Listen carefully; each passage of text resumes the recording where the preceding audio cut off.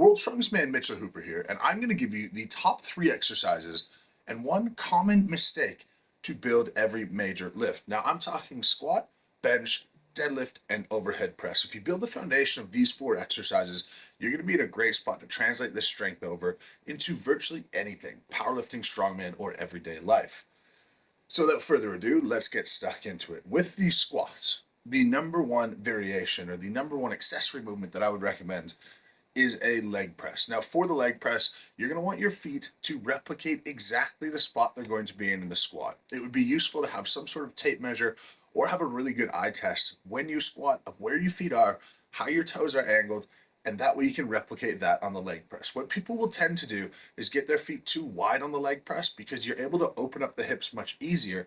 You don't have to focus on balance, and it's easy to push your knees forward and push through your toes, get a little bit more quad activation in there, and almost compress yourself into a spring, where in a squat you can't really do that as much. So pay attention to your foot width and replicate that on the leg press. A really important caveat to the leg press being a good builder for your squat strength. Number 2 is going to be front squats or good mornings. This is dependent on your femur. If you have a long femur, your squat is going to be more bent over, and this is totally normal. Not everyone needs to squat like a baby, and not everyone is going to squat like a Chinese weightlifter. So, good mornings if you have long femurs and you tend to bend over, build that strength. Don't feel like you have to push yourself into a squat pattern that isn't natural for you, but build the good morning strength. If you have a shorter femur and you do squat more upright, well, this is where front squats are going to be really, really useful. That way your torso stays more upright. You're building that specific quad strength that's going to translate over to your squat. If you have a long femur and you're trying to front squat, first of all, it's going to be very, very difficult. And second of all, it's not going to replicate the movement pattern, and vice versa if you have a short femur with good mornings. Not to say they're bad exercises, but they won't translate over to your squat near as well as one of the other exercises that I list, or as the other exercise that I just told you about. Number 3, this is the least intuitive, probably most controversial advice, and that is the ab wheel. The ab wheel is going to strengthen your core and increase your ability to create intra-abdominal pressure. Intra-abdominal pressure is what's going to translate force from your legs through to your upper body.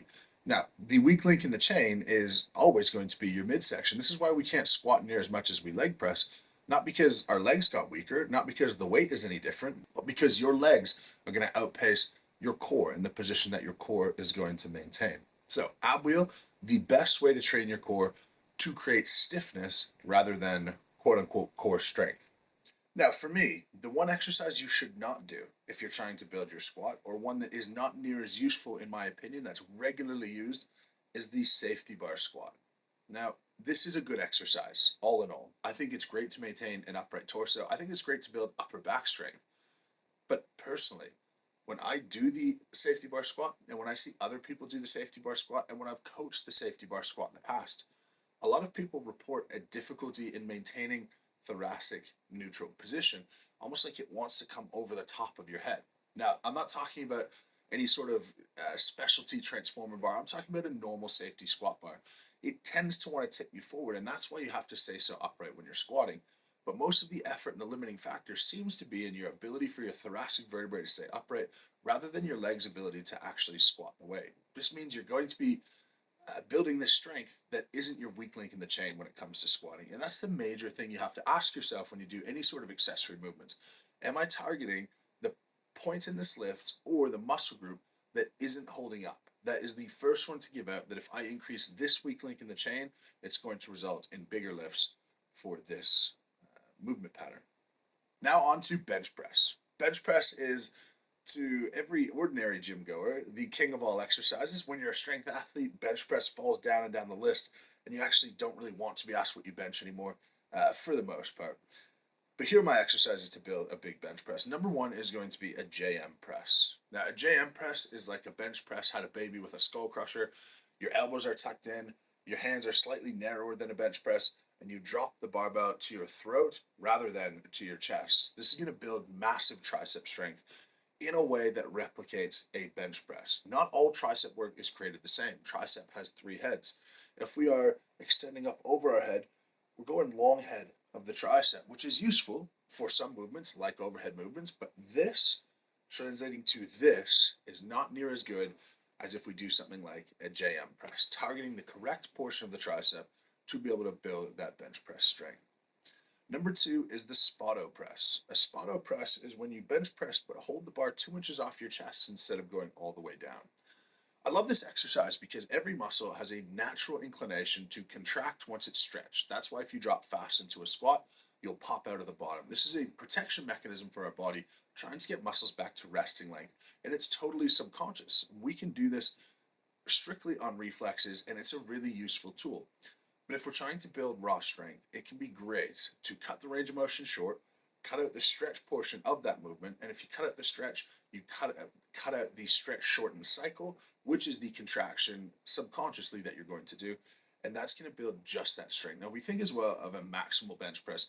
Very few people will have the bar go down to their chest and fail on their chest. Generally, it's in that portion, 2 to 3 inches off the chest, where you just can't overcome. Now, depending on your relative strength of chest and triceps, it could be a little bit higher up if your chest is really strong but your triceps are weak.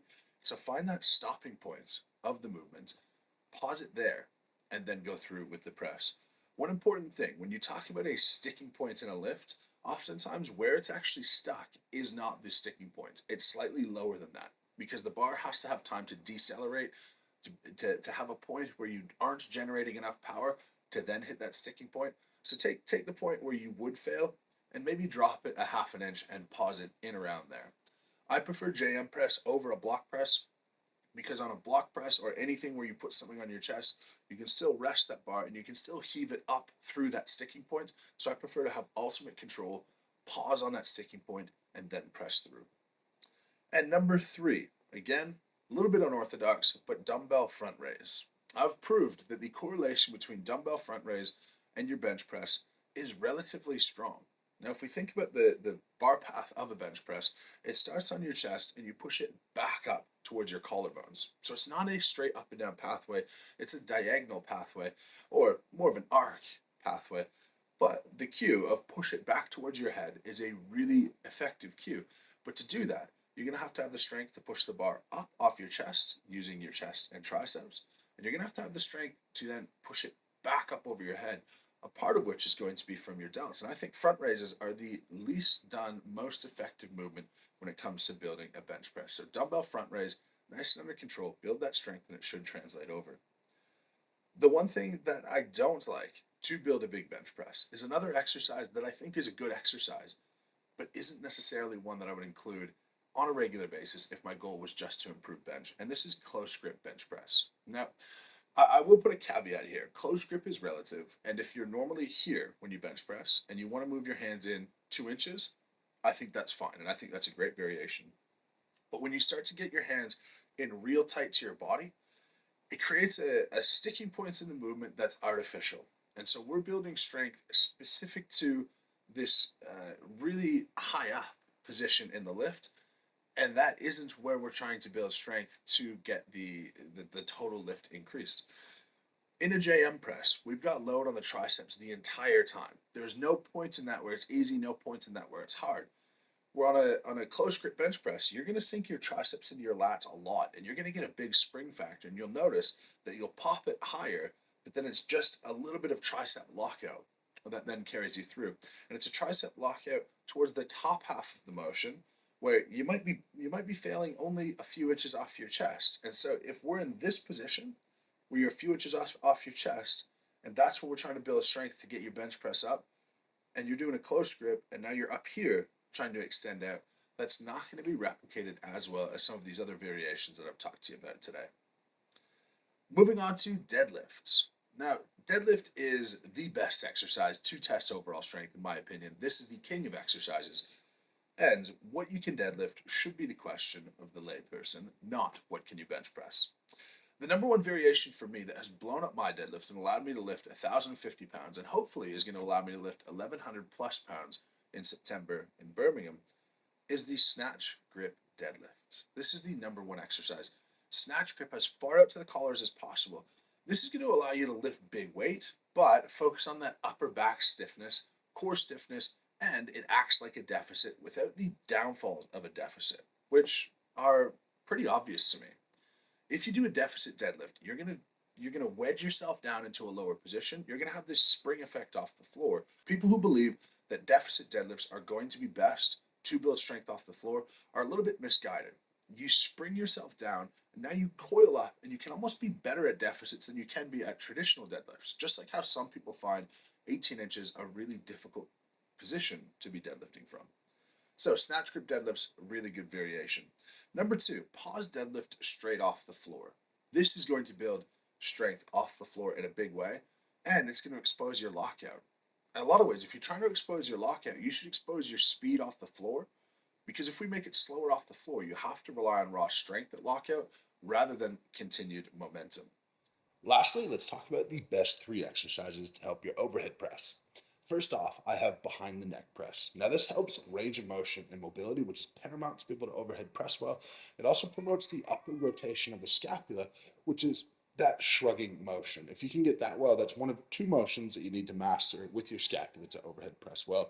Shrugging your shoulders and protraction. If you do both of those things at the same time, it angles your shoulder girdle upwards, meaning that you're going to have more range for your humerus to operate to get fully overhead. Exercise number 2 is incline bench press. This takes all of the stability components away and allows for maximal load. This builds pure strength to the opposite effect of the behind the neck press, which is going to be load limited with your range. Now, it's not going to work on your range, but it's going to maximize that load with the incline bench press. Thirdly is wader walks. You can use a very heavy load, stack that straight on top of you. You can do one hand with a dumbbell, you can go 2 hands with a barbell, and just walk. This will gain overhead stability at very heavy loads, making sure that your shoulder girdle is ready for those big loads, and you're able to stabilize using smaller stabilizing muscles overhead. So that's my advice for squatting, deadlifting, overhead pressing, and bench pressing. Let me know what you think. Did I hit the nail on the head? Do you like some of the exercises that I didn't approve of for strength? Now, one important note, I program a lot of these exercises that I say don't do for strength in my strength programs, because a well-rounded program is not solely focused on one thing. You have to consider injury prevention, you have to consider range of motion, you have to consider stability, a lot of things that aren't necessarily directly contributing to your strength, but can be good foundations of a strength program. So those are the exercises I'm advising to get strong, not necessarily the only exercises you should do if your goal is to get strong. So let me know down in the comments, do you think I've hit the nail on the head? What are your favorite strength exercises to assist the major movements? And if you haven't subscribed to the channel already, please do. And as always, lift heavy and be kind.